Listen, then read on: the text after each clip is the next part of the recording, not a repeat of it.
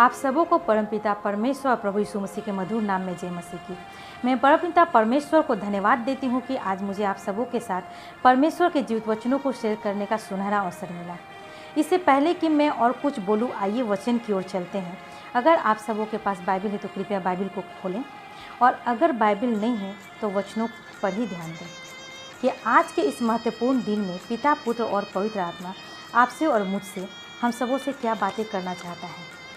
यूहन्ना की पुस्तक उसका 1 अध्याय के 29 पद में परमेश्वर का वचन इस प्रकार से कहता है कि देखो, यह परमेश्वर का मेमना है जो जगत का पाप उठा ले जाता है। Hallelujah, praise the Lord. परमेश्वर का मेमना अर्थात प्रभु यीशु मसीह, क्योंकि यह बलिदान ईश्वरत्व रूप में संभव नहीं था बल्कि मनुष्य रूप में ही होना तय था। मेरे मित्रों, आज का दिन हमारे लिए ही नहीं बल्कि संपूर्ण जगत के मानव जाति के लोगों के उद्धार का, मुक्ति का दिन है, क्योंकि आज ही का दिन परमेश्वर पिता के द्वारा प्रभु यीशु मसीह को हम मनुष्यों के पाप के भार को उठाने के दिन को सौंपा गया। और पाप के भार उठाने का सफ़र प्रभु यीशु मसीह का गतसमनी से गुलगुता पहाड़ तक जाता है। मनुष्यों के घृणित पापों के बोझ के भार प्रभु यीशु मसीह के मन को इतना व्याकुल कर दिया, यहाँ तक कि उसके पसीने की धार लहू बनकर भूमि पर, जमीन पर टपक टपक कर गिरने लगा। आइए मत्ती की पुस्तक उसके अध्याय 26 के 36, 37, 38, 39, 41, 42 पद को देखते हैं कि यहाँ वचन हमसे क्या कहना चाहता है। तब यीशु अपने चेलों के साथ गतसमनी नामक स्थान में आया और अपने चेलों से कहने लगा, यहीं बैठो जब तक मैं वहाँ जाकर प्रार्थना करूँ। वह पतरस और जबदी के दोनों पुत्रों को साथ ले गया और उदास और व्याकुल होने लगा। तब उसने उनसे कहा, मेरा जी बहुत उदास है, यहाँ तक कि मेरे प्राण निकले जा रहे हैं। तुम वहीं ठहरो और मेरे साथ जागते रहो।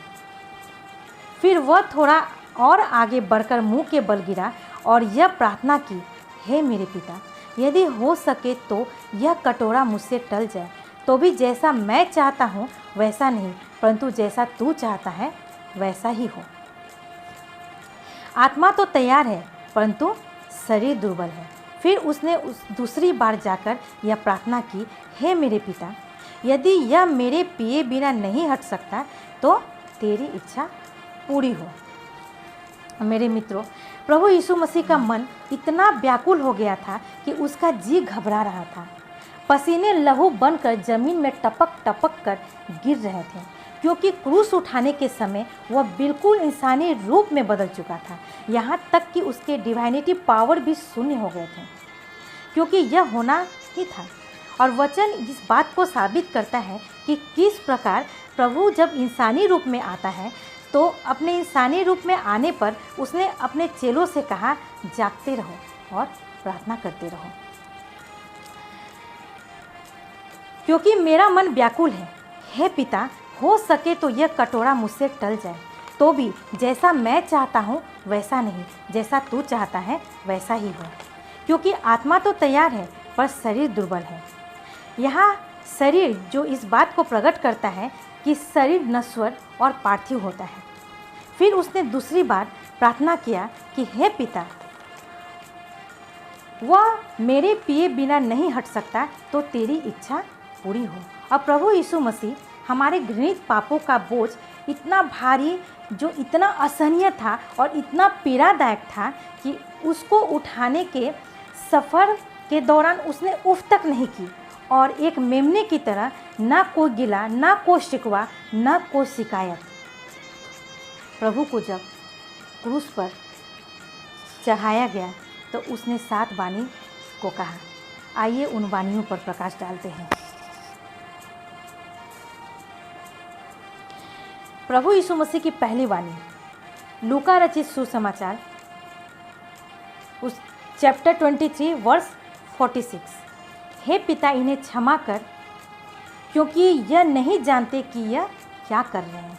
प्रभु की यह वाणी सिद्ध करती है कि प्रभु यीशु मसीह ने अपने आप को इतना नम्र और दीन कर दिया और बिल्कुल ही शून्य कर दिया, क्योंकि जिन लोगों ने उसे क्रूसित किया था, जिन लोगों ने उनको ठट्ठों में उड़ाया था, जिन लोगों ने उन पर ताड़नाएं दी थी, जिन लोगों ने उन पर थूका था, प्रभु यीशु मसीह ने खुद ही उन लोगों को क्षमा किया। और इतना ही नहीं, बल्कि अपने पिता परमेश्वर से उन लोगों को क्षमा करने के लिए अनुरोध की, याचना की।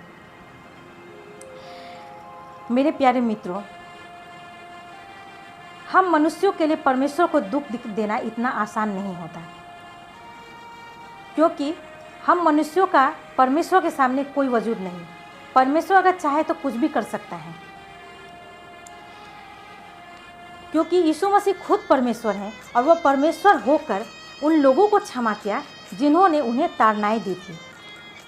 और इतना ही नहीं, उन्होंने अपने पिता से प्रार्थना भी की, याचना की कि प्रभु पिता इन लोगों को क्षमा कर, क्योंकि ये नहीं जानते कि ये क्या कर रहे हैं। जब हम प्रभु यीशु मसीह के पहाड़ी उपदेश को देखते हैं तो वहाँ लिखा है कि धन्य है वो जो मन के दीन है, क्योंकि स्वर्ग का राज उन्हीं का है। यहाँ प्रभु यीशु मसीह अपने आप को नम्र कर दिया और शून्य कर दिया और उन लोगों के लिए क्षमा मांगा जिन लोगों ने उन पर ताड़नाएं की। क्या आज मेरे मित्रों, हम और आप इंसान होने के नाते क्या एक इंसान दूसरे इंसान की गलतियों को क्षमा देते हैं? अगर नहीं तो हमारे लिए बहुत ही सोच की बात है, बहुत ही गंभीरता की बात है। और हम सबों को प्रभु यीशु मसीह के जीवन से सीख लेनी चाहिए कि किस तरह से प्रभु यीशु मसीह ने अपने जीवन को, अपने मन को नम्र किया, दीन करते हुए, अपने को आपको शून्य करते हुए उन लोगों को क्षमा दिया जिन लोगों ने उन पर ताड़नाएं की। उसी तरह से हम सबों को प्रभु यीशु मसीह के जैसा क्षमा करने वाला और अपने आप को शून्य करने वाला, अपने आप को नम्र करने वाला बनाना चाहिए। आइए प्रभु यीशु मसीह के द्वारा बोली गई दूसरी वाणी पर नज़र डालते हैं। लूका रचित सुसमाचार उसका 23 अध्याय के 43 पद में यहाँ देखते हैं कि 2 कुकर्मी थे। जहाँ प्रभु यीशु मसीह को क्रूसित किया गया था, वहाँ 2 कुकर्मी थे। उन 2 कुकर्मी से एक कुकर्मी प्रभु यीशु मसीह को ठट्ठे में उड़ा रहा था, और दूसरा कुकर्मी जो प्रभु यीशु मसीह को पहचानता था, वह पहचान गया था कि ये जगत का उद्धार करता है, ये परमेश्वर का मेमना है और ये पाप को क्षमा करने वाला है। उसने प्रभु यीशु मसीह से कहा, प्रभु मुझे क्षमा कर, मैंने भी पाप किए और मैं अपने जीवन को तेरे हाथों में सौंपता हूँ, और जिस दिन तू अपने राज में आए तो मेरी सुधि लेना। इन बातों को सुनकर प्रभु यीशु मसीह क्या कहते हैं जानते हैं? मैं सच कहता हूँ कि आज ही तू मेरे साथ स्वर्ग लोक में होगा।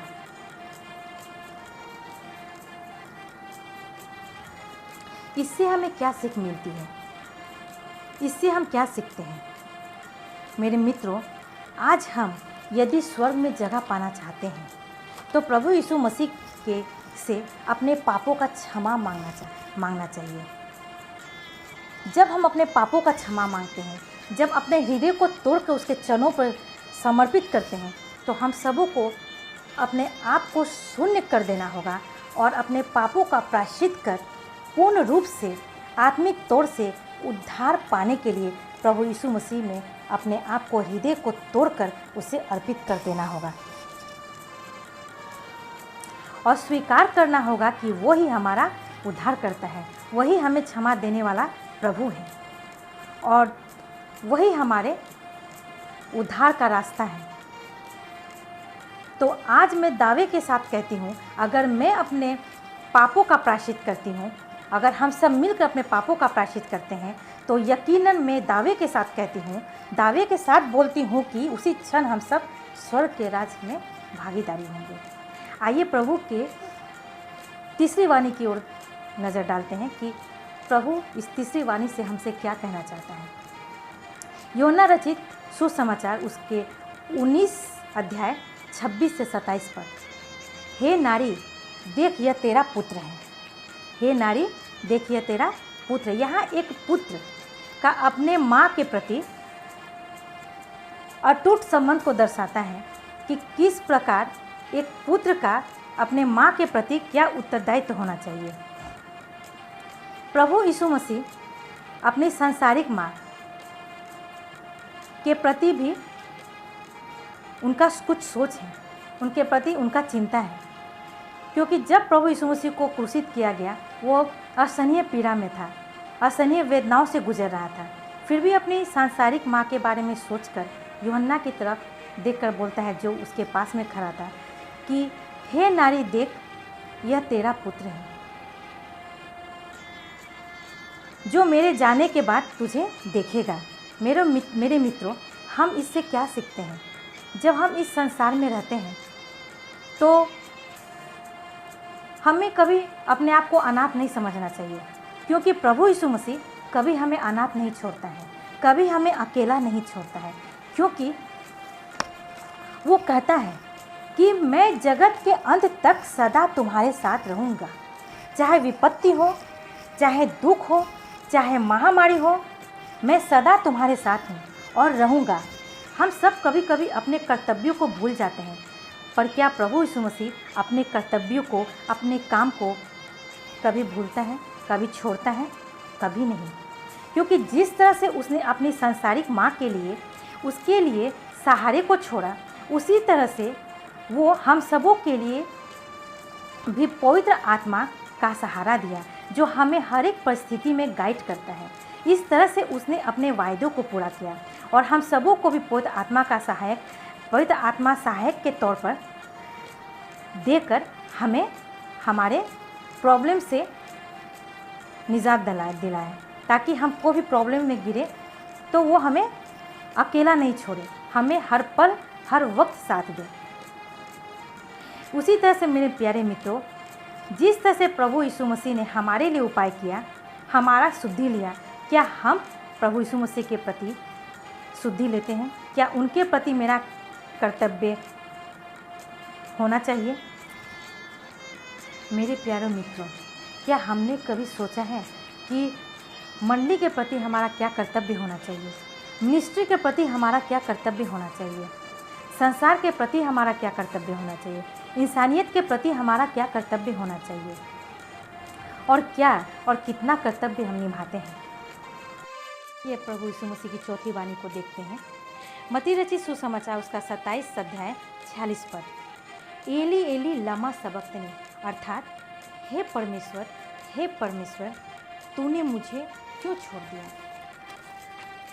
यहाँ हमें देखने को मिलता है कि यीशु मसीह के परमेश्वर होते हुए भी इस संसार के लिए उसे कुछ समयों के लिए परमेश्वर के द्वारा छोड़ दिया गया। उसकी डिवाइनिटी पावर कुछ समयों के लिए शून्य हो गई और वो इंसान रूप में आ गया, क्योंकि परमेश्वर के रूप में बलिदान संभव नहीं था, बल्कि इंसान रूप में ये होना तय था, ताकि अपने पिता की इच्छा को वो पूरी कर सके। इस संसार में इंसान का पाप इतना भारी था, इतना असहनीय था, इतना पीड़ादायक था कि उसने परमेश्वर से विनती की कि हे परमेश्वर, तूने मुझे क्यों छोड़ दिया? इससे पता चलता है कि यीशु मसीह ने जगत के पापों को, जो इतना भारी था, एक इंसान के लिए होना बहुत ही मुश्किल था। उसने हम सबों के पापों के निजात के लिए इतना कुछ किया, अपने आप को हमारे लिए बलिदान कर दिया। मेरे प्रिय मित्रों, क्या हम सब यीशु मसीह के लिए, परमेश्वर के लिए क्या कुछ कर सकते हैं?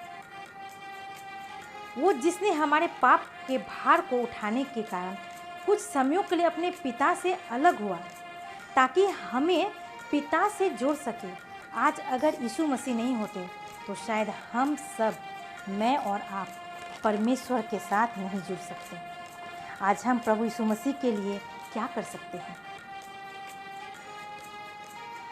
हमारा उसके प्रति क्या कर्तव्य होना चाहिए? क्या हम और आप इस पापी संसार के क्रियाकलापों को छोड़ अपने आप को प्रभु परमेश्वर से, अपने रिश्तों को जोड़ सकते हैं? अगर जोड़ सकते हैं तो यकीनन हम परमेश्वर के संतान हैं।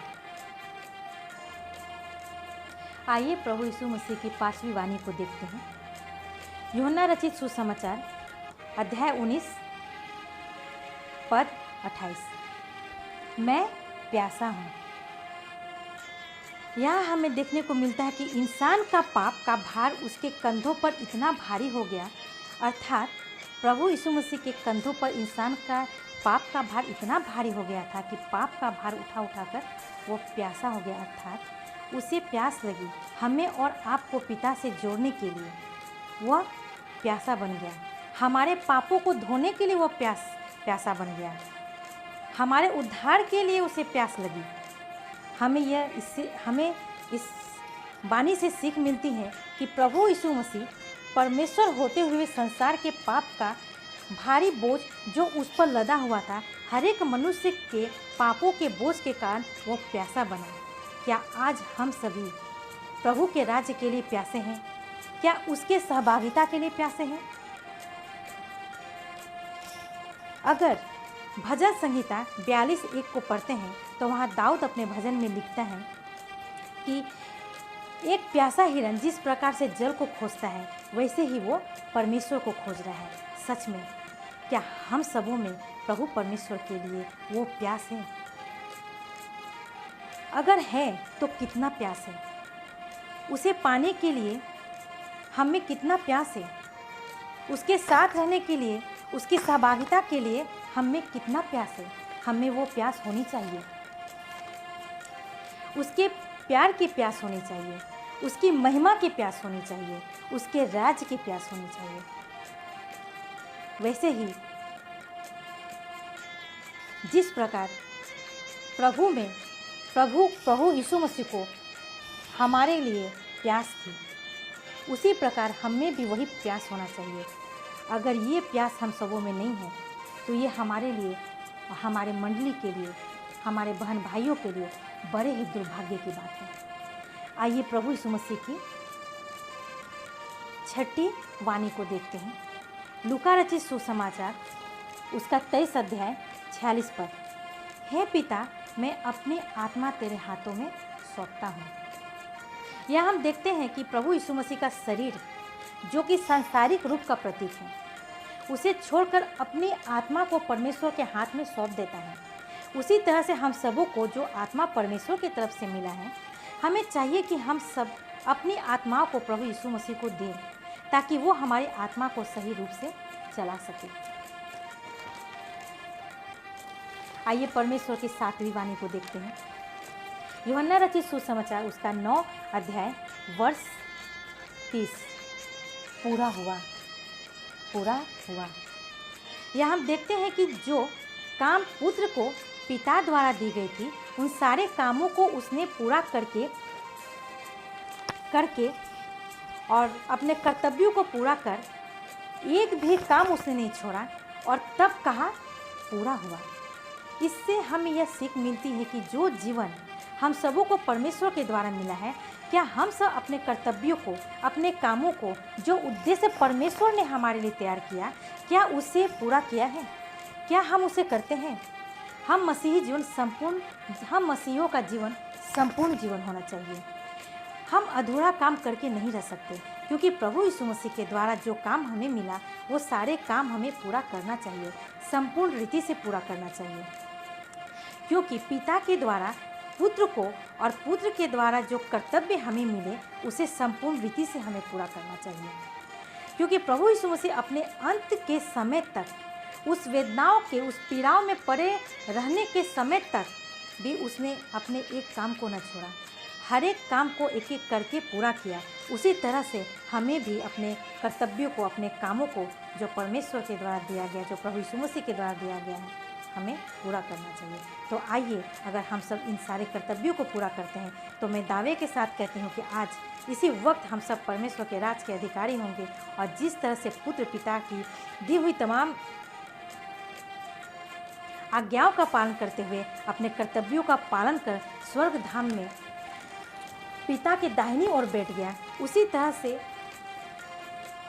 प्रभु यीशु मसीह भी चाहता है कि हम सब उसके स्वर्ग के राज के सहभागी बने और उसके साथ अपनी सहभागिता करें। तो आइए आज इस गुड फ्राइडे के दिन में हम सब मिलकर अपने अपने मनों में यह प्रतिज्ञा करें कि जिस उद्देश्य से, जिस मकसद से प्रभु ने हम सबों को इस पृथ्वी पर भेजा, हम उसे पूरा करें। आमीन। आमीन। परमेश्वर आपको बहुतायत से आशीष करें।